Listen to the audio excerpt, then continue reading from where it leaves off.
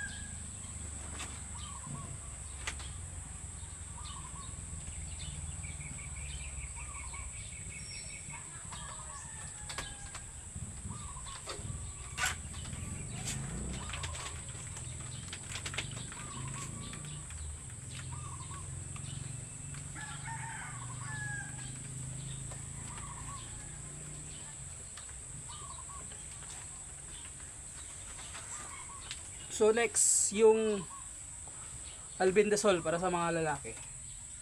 Ito siya, bali isa lang yung lalaki natin. So bigyan natin ng 1cc, 1 ml. So lahat ito sila, puro na ito sila, nakabigay tayo ng albendazole na 1 ml. So sa lalaki lang kasi isa lamang yung barako natin dito eh. So 1 ml lang din. So maya mga tanghali natin siya ipapalabas kasi sa ngayon umaga pa, bali may mga parasite pa dyan sa mga damuhan. So kaya mas better na palabas natin sila mga tanghali na or mga hapon na para yung mabilis yung kain nila, tapos iwas na din sa mga bakterya, mga parasite sa mga damuhan. So ito para sa ating barako, 1cc, 1 ml.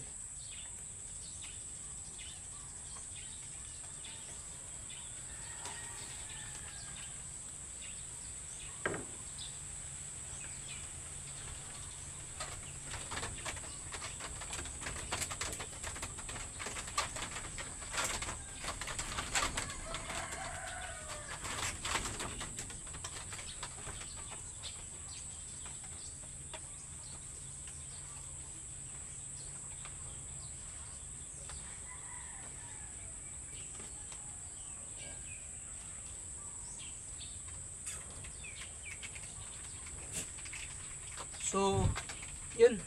Tapos na ating video. So, bye-bye. Paalam.